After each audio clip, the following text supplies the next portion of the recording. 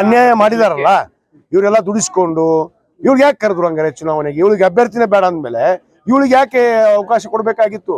ಅಡ್ಡಾಡಕ್ ಬೇಡಮ್ಮ ನೀನು ಸುಮ್ಮನೆ ಕೂತ್ಕೊಂಡ್ಬಿಡು ಮನೆಯಲ್ಲಿ ಅಂತ ಹೇಳ್ಬಿಟ್ಬೇಕಾಗಿತ್ತು ನಮ್ಮ ನಾಯಕರು. ಇವರೇ ಹೇಳ್ಬೇಕಾಗಿತ್ತಲ್ಲ. ಅವಾಗ ಬಾರಮ್ಮ ತಂಗಿ ಬಾರಮ್ಮ ಮಗಳೇ ಅಂತೇಳಿ ಚುನಾವಣೆಯಲ್ಲಿ ಕರ್ಕೊಂಡು ಪ್ರಚಾರ ಮಾಡಿಸ್ಕೊಂಡು ಈಗ ಅದಕ್ಕೆ ನಾವು ನಿರ್ಧಾರ ತಗೊಂಡಿದೀವಿ. ನಮ್ಮ ಜನಾಂಗ ನಮ್ಮ ಸಮುದಾಯದ ಸಭೆಯನ್ನು ಕರೆದಿದ್ವಿ.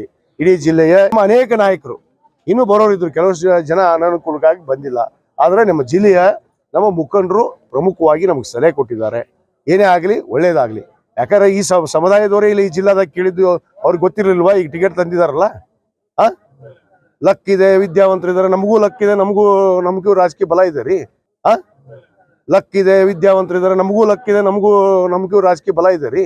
50 ವರ್ಷದಿಂದ ಈ ಪಕ್ಷದಲ್ಲಿ ದುಡ್ದಿವಿ ನಿಯತ್ತಾಗಿ.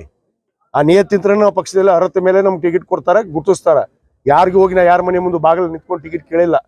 ಅವ್ರವ್ರ ಕರ್ತವ್ಯವನ್ನು ಮಾಡಿದ್ದಾರೆ. ಅವ್ರ ಉಸ್ತುವಾರಿ ಸಚಿವರಿದ್ರು ಅವ್ರ ಕರ್ತವ್ಯ ಮಾಡಿದ್ದಾರೆ. ನಾನು ನಿಂತು ನಿಂತಾಗ ಇದೇನ್ ದೊಡ್ಡ ಮಹಾ ಸಹಾಯ? ಸಹಾಯ ಮಾಡಿದೀನಿ, ಅದನ್ನ ಮಾಡಿದೀನಿ, ಏನ್ ಮಾತಾಡ್ತೀರಿ? ನನಗೂ ಮಾತಾಡಕ್ ಬರುತ್ತೆ. ನಾನು ಅಷ್ಟೇ, ನೀವು ಗೌರವ ನಿಮ್ ಕಾಪಾಡ್ಕೊಂಡ್ರೆ ನಮ್ ಗೌರವ ನಾವು ಕಾಪಾಡ್ಕೋತೀವಿ. ಬಾಯ್ ಬಿಟ್ರೆ ನನಗೂ ಮಾತಾಡಕ್ ಬರುತ್ತೆ.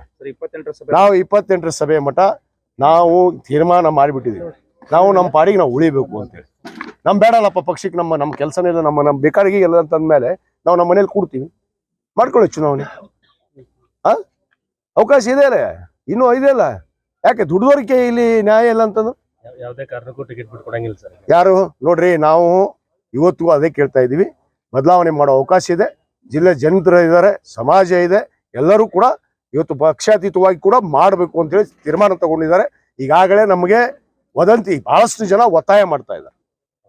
ನಾವು ಅದಕ್ಕೆ ಬಗ್ಗೋದಿಲ್ಲ. ಯಾಕಂದ್ರೆ ನಾವು ಪಕ್ಷದ ಶಿಸ್ತದಲ್ಲೇ ಬಂದಂತವ್ರು. ಮೊದ್ಲಿಂತ್ರ ಕಾಶ್ಯಪ್ನವ್ರ ಕುಟುಂಬ 50 ವರ್ಷದಿಂದ ಯಾವ್ದಾದ್ರು ಗಟ್ಟಿಯಾಗಿ ಒಂದು ಮನೆತನ ಈ ರಾಜ್ಯದಲ್ಲಿ ಕಾಂಗ್ರೆಸ್ ಪಕ್ಷದ ಜೊತೆ ನಿಂತಂದ್ರೆ ಅದು ಕಾಶ್ಯಪ್ನವ್ರ ಕುಟುಂಬ ಅನ್ನೋದು ಮಾತನ್ನು ಹೆಮ್ಮೆ ಅಂತ ಹೇಳಕ್ ಇಚ್ಛೆ ಪಡ್ತೀನಿ.